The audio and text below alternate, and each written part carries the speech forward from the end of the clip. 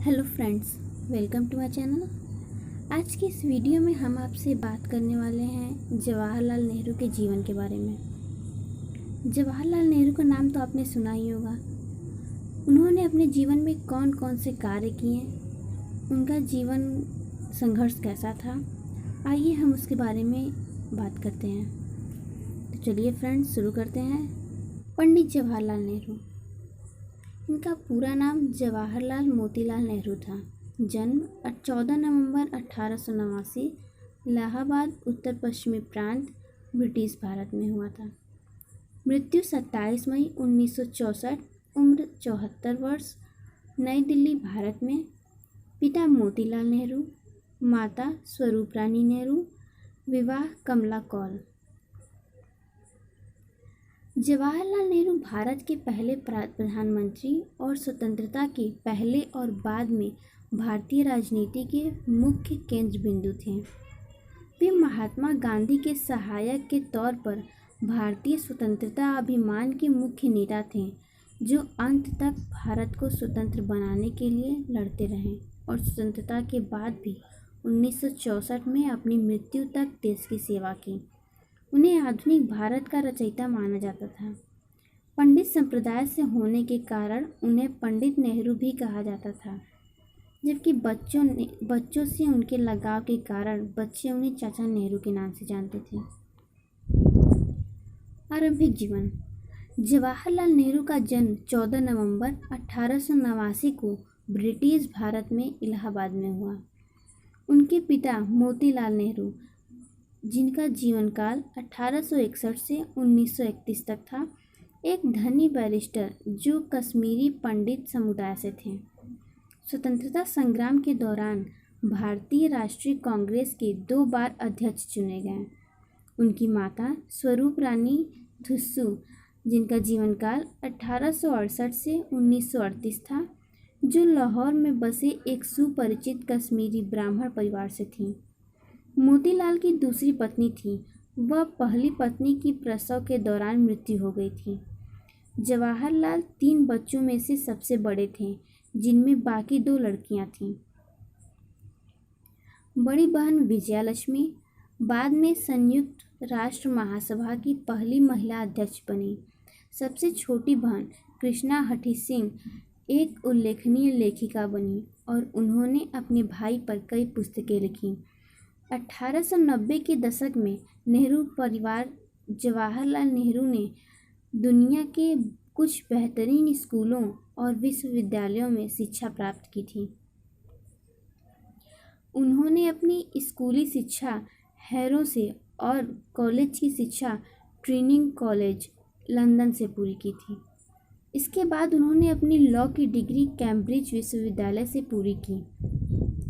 England में उन्होंने 7 साल व्यतीत किए, जिसमें वहाँ के फैबियन समाजवाद और आयरिश राष्ट्रवाद के लिए एक तर्कसंगत दृष्टिकोण विकसित किया। जवाहरलाल नेहरू 1912 में भारत लौटे और वकालत शुरू की। 1916 में उनकी शादी कमला नेहरू से हुई।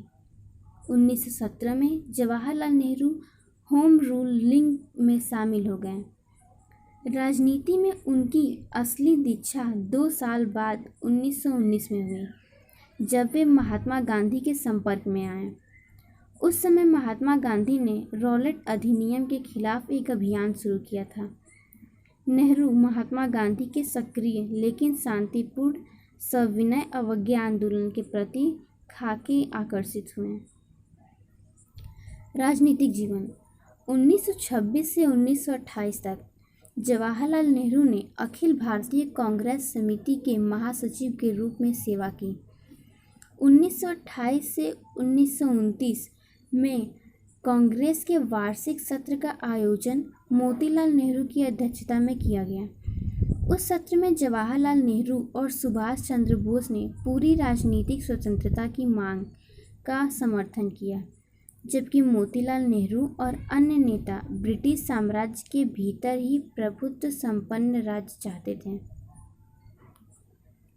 इस मुद्दे के हल के लिए गांधी ने बीच का रास्ता निकाला और कहा कि ब्रिटेन को भारत के राज्य का दर्जा देने के लिए 2 साल का समय दिया जाएगा।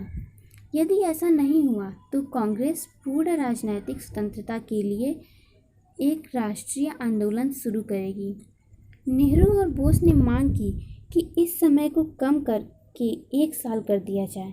ब्रिटिश सरकार ने इसका कोई जवाब नहीं दिया। दिसंबर 1929 में कांग्रेस का वार्षिक अधिवेशन लाहौर में किया गया, जिसमें जवाहरलाल नेहरू कांग्रेस पार्टी के अध्यक्ष चुने गए। इसी सत्र के दौरान एक प्रस्ताव भी पारित किया गया जिसमें पूर्ण स्वराज्य की मांग की गई और 26 जनवरी 1930 को लाहौर में जवाहरलाल नेहरू ने स्वतंत्र भारत का झंडा फहराया। गांधी जी ने भी 1930 में सविनय अवज्ञा आंदोलन का आह्वान किया। आंदोलन काफ़ी सफल रहा और इसने ब्रिटिश सरकार को प्रमुख राजनीतिक सुधारों की आवश्यकता को स्वीकार करने के लिए मजबूर कर दिया। देश के इतिहास में एक ऐसा मौका भी आया था जब महात्मा गांधी को स्वतंत्र भारत के प्रथम प्रधानमंत्री पद के लिए सरदार वल्लभ भाई पटेल और जवाहरलाल नेहरू में से किसी एक का चयन करना था। लौह पुरुष के सख्त और बागी तेवर के सामने नेहरू का विनम्र राष्ट्रीय दृष्टिकोण भारी पड़ा और वह न सिर्फ इस पद पर चुने गए बल्कि उन्हें सबसे लंबे समय तक विश्व के सबसे विशाल लोकतंत्र की बागडोर संभालने का गौरव हासिल भी हुआ। विचार: नागरिकता देश की सेवा में निहित है। दूसरा, संस्कृति मन और आत्मा का विस्तार है।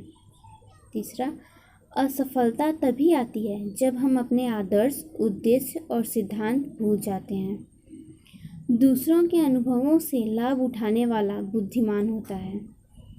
लोकतंत्र और समाजवाद लक्ष्य पाने के साधन हैं, स्वयं में लक्ष्य नहीं। लोगों की कला उनके दिमाग का सही दर्पण है। नेहरू जी भारत की दुर्दशा देखकर स्वतंत्रता आंदोलन में कूद पड़े। उन्हें गांधी जी का उचित मार्गदर्शन प्राप्त हुआ। वे कई बार जेल गए। उन्होंने अपना पूरा जीवन देश के उत्थान में लगा दिया। प्रधानमंत्री के रूप में उन्होंने भारत की प्रगति के मार्ग पर अग्रसर किया। मृत्यु: 27 मई 1964 को सुबह के समय पंडित जवाहरलाल नेहरू की तबीयत अचानक खराब हो गई थी। डॉक्टरों ने बताया उन्हें दिल का दौरा पड़ा है। दोपहर में पंडित जवाहरलाल नेहरू सभी देशवासियों को छोड़कर अपने जीवन की अंतिम यात्रा पर चले गए। उनके जन्मदिन 14 नवंबर को बाल दिवस के रूप में मनाया जाता है।